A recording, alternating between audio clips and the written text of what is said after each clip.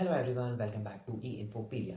सो अभी अपन ने स्टार्टअप सीरीज चालू करी है जिसमें एपिसोड 1 में अपन ने बात करी थी अपना के बारे में। Now it's turn for letter B. In episode 2 मैं अपनी बहुत मेरा इंटरेस्ट है इस कंपनी में काफ़ी। मैं अगर ये सीरीज़ में करता नहीं, लेकिन किसी ना किसी दिन इस कंपनी के बारे में बात करता अगर मैं कंटेंट बनाता, क्योंकि ये कंपनी है ऐसी। इस कंपनी ने पढ़ाई का तरीका ही पूरा बदल दिया। पढ़ाई में क्या इनोवेशन ला दिया कि बच्चों के लिए अंडरस्टैंडिंग इतनी ईजी हो गई। ऑफलाइन से ज़्यादा बच्चे ऑनलाइन में आ गए। फिजिक्स वाला अन अकेडमी, टॉपर लर्निंग जैसे प्लेटफॉर्म्स ने भी इधर से आइडिया लेके अपने आप को इतना बड़ा बनाया आज। तो मैं बात कर रहा हूँ बाइजू रविंद्रन की, जो कि बाइजू के फाउंडर थे। बाइजू की कहानी शुरू होती है एक छोटे से गांव के। बाइजू रविंद्रन एक छोटे से गांव के लड़के थे जिन्हें स्पोर्ट्स में काफ़ी इंटरेस्ट था। साथ ही साथ वो पढ़ाई में भी बहुत ही इंटेलिजेंट थे। उनके पढ़ाई में भी ग्रेड्स काफ़ी अच्छे रहे, हरदम टॉप क्लास, और स्पोर्ट्स में भी उन्हें काफ़ी अच्छा इंटरेस्ट था। तो वहीं से उन्हें आइडिया आया और वहीं से उनको पैशन दुनिया का एक सबसे बड़ा एडटेक कंपनी बन गया। तो ये कहानी है बायजूस की एक टीचर से यूनिकॉर्न बनने तक की। तो हम शुरू करते हैं इनकी कहानी की शुरुआत। ये कहानी शुरू होती है केरला के एक गांव से जिसका नाम है अजीकोड़े। अजीकोड़े में उनके पेरेंट्स दोनों टीचर थे। तो उनके वहाँ एजुकेशन उनके सराउंडिंग रही बायजू के। तो उनको एजुकेशन में अच्छे भी थे, क्योंकि दोनों पेरेंट्स टीचर ही थे, तो उनका स्टडी में इंटरेस्ट बना ही था। और पर बायजू की लाइफ में उनका असली पैशन उनके लिए स्पोर्ट्स था। उन्हें फुटबॉल, क्रिकेट, बैडमिंटन जैसे स्पोर्ट्स में काफ़ी इंटरेस्ट था। वो स्पोर्ट्स को ज़्यादा मान्य देते थे पढ़ाई से। उनको शायद स्पोर्ट्स पर्सन बनना होगा एक टाइम पे, बट पढ़ाई में भी वो ब्रिलियंट थे। एक दिन मजाक मजाक में उनने कैट एग्ज़ाम दिया, और सोचो बिना प्रिपरेशन के उनने 100% स्कोर करी। वो भी सिर्फ एक बार नहीं, 2 बार।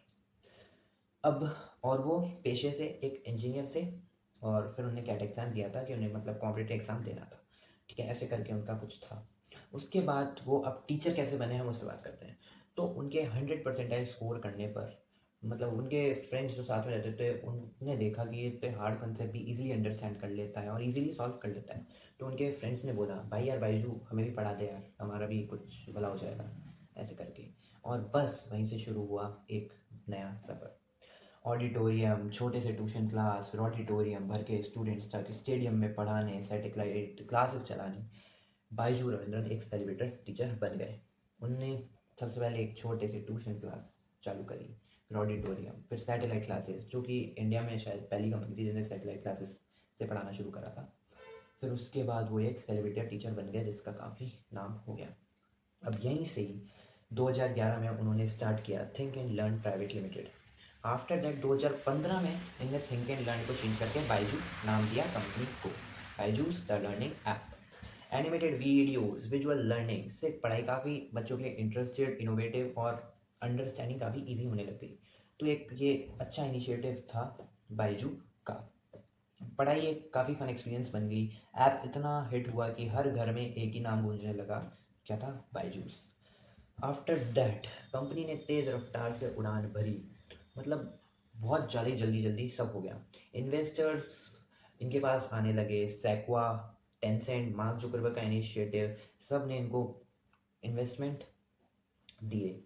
ठीक है, उसके बाद बायजूस ने ओस्मो, वाइटेड जूनियर, आकाश को में एक्विजिशन ले ली।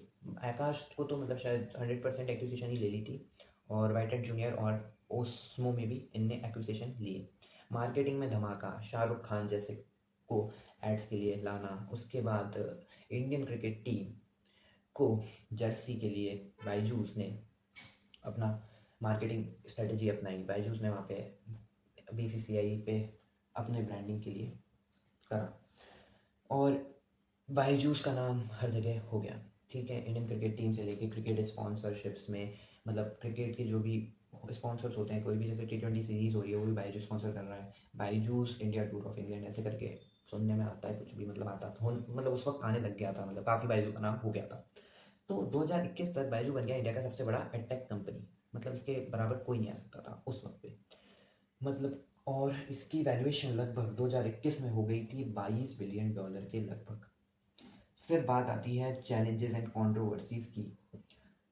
सॉरी, 2021 तक सफ़र बिल्कुल ऊपर की तरफ चढ़ा ग्राफ। अब बात आती है चैलेंज और कॉन्सिक्वेंसेस क्या आए।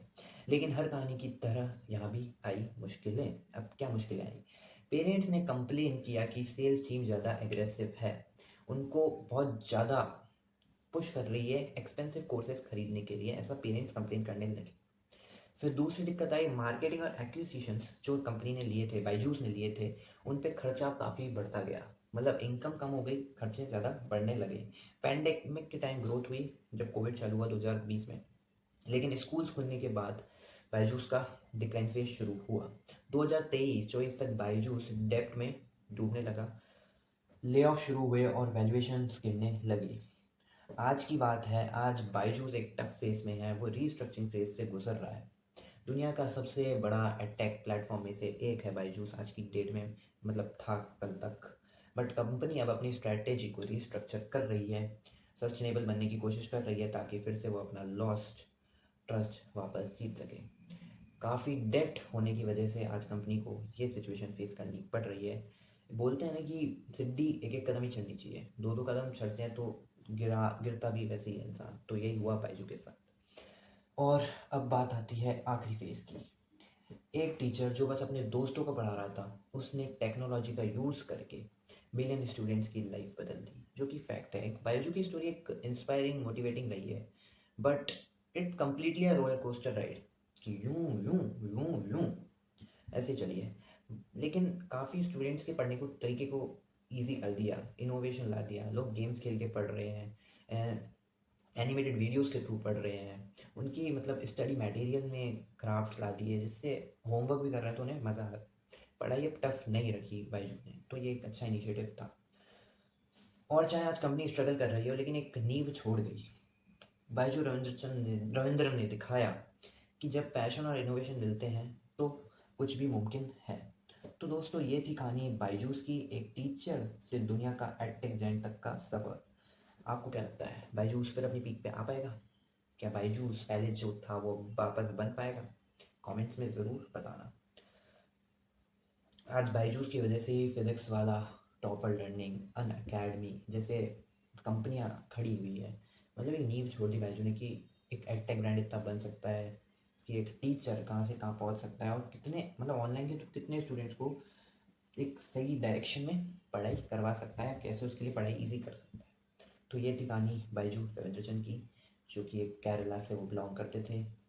और कमेंट में बताएं आपको कैसा लगा। बाकी थैंक यू, कल मिलते हैं नेक्स्ट एपिसोड में, तब तक के लिए बाय। Like share and